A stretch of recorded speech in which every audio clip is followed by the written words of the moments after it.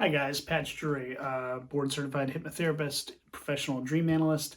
Let's talk about the Daimon. But before we do, go into the description below and check out the link to my Patreon. If you like this conversation, if you like um, what I'm talking about and see the value in it and see the value in the rest of the world continuing to be exposed to it, consider joining my Patreon. Today, we're going to talk about negotiating with the daimon. So the first question might be, why do you have to negotiate with your daimon? Well, that's because your daimon is not your ego consciousness. Your ego consciousness is your personality. It's the thing that's gotten you through life to this point. And you hear a lot of people talk about killing the ego, and I don't believe you should kill the ego. I think the ego is very important. And so rather than kill it, we want to let it enter into negotiations with the daimonic part of us. What's the daimonic part of us? The daimonic part of us is the things that we're driven to do, the passion inside of us. It's the blueprint for the potential us that we could be. And so we don't want to lean too far over into our ego, and don't want to lean too far over into our daimon, but instead we want to learn to kind of balance between the two of those, and that's why negotiation. So let's talk about what that means. Let's talk about first egoic values. So the ego values safety. The daimon doesn't necessarily value safety. It benefits from your safety, and that's why negotiation is important, but it doesn't necessarily look for ways to keep you safe. Same thing with health. Health could be easily included with safety there. The daimon isn't really interested in your health.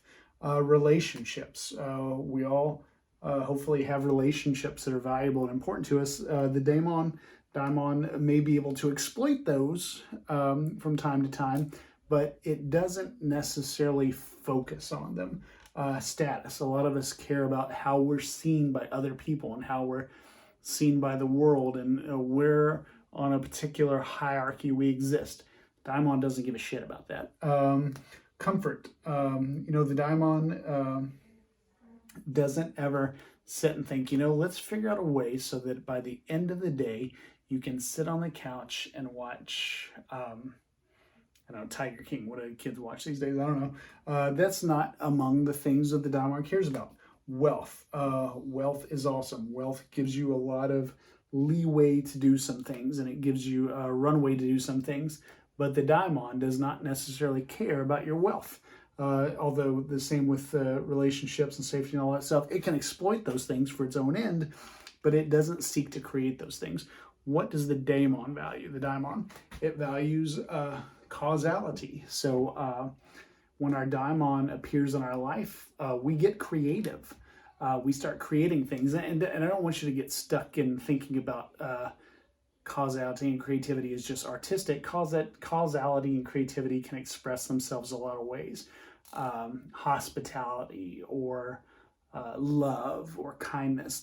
Anything that you can do that will have an effect on the world or other people, that's a way of being creative or causative. And that's what the daimon cares about. It wants you to have an effect.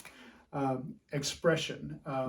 What's inside of you that isn't inside of anybody else? That's the kind of stuff the daimon cares about, because you came to this earth with an imprint on you that determines what you can give to this earth, and the daimon is very concerned with you giving that truth. So not truth in a philosophical way, not like objective, universal truth. What is truth? Not that kind of thing, but kind of like expression, your internal truth. What's true about you? When you look at yourself, what can you say definitively about what's going on inside of you? That's the kind of stuff the daimon cares about you understanding and attending to. Authenticity.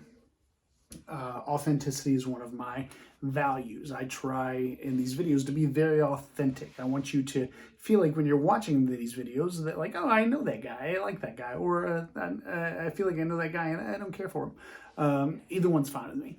But authenticity is one of the things the daimon, it doesn't want there to be any fabricated persona between you and the rest of the world. My family had a friend that just came out to us recently as transsexual, and I have to think when that person did that, that their daimon threw a party. Their daimon was so excited that, okay, here's this expression of authenticity on the behalf of this person. They're embracing their truth finally. And the thing is, with the daimon, you can't stop there. It can't just be authenticity and truth. It has to eventually move into causality and expression. So now that you know this about yourself, how are you going to use it to make an impression on the world? That's what the daimon cares about. I almost said positive impression, and that raises like the question: Are daimons? Are they good? Are they bad? Are they morally neutral? Can there be one of each kind? And that's a video for another day. But obviously, you don't want to be just ruled by daimonic values, and you don't want to be just ruled by ego values. You want to learn to negotiate between the two so that you pay attention to safety and you keep yourself safe so that you can be causative. You want to pay attention to your health and to your relationships. And you want to maintain, you want the rest of the world and the people in your relationships to think well of you so that you have some room to express yourself and express your truth and be authentic. And hopefully authenticity creates better status. And you see how these things, you want them to kind of feed each other, move back and forth. And you don't ever, I think if you lean either way, too far to either side of these two columns, your life gets out of balance. If you just think about your safety, your health, your status, your comfort, and all this stuff, then you end up sitting on your couch playing video games, never leaving, never trying to add something. But if you just care about expression and causality and truth and those things, then you become the picture of the self-destructive artist who does all these things and then has to drink so much or do some sort of drug to be able to just level out and get normal. And you see that kind of behavior doesn't feed these things. And so I think living with a daimon requires negotiation between these two sides of yourself, your ego and your daimon.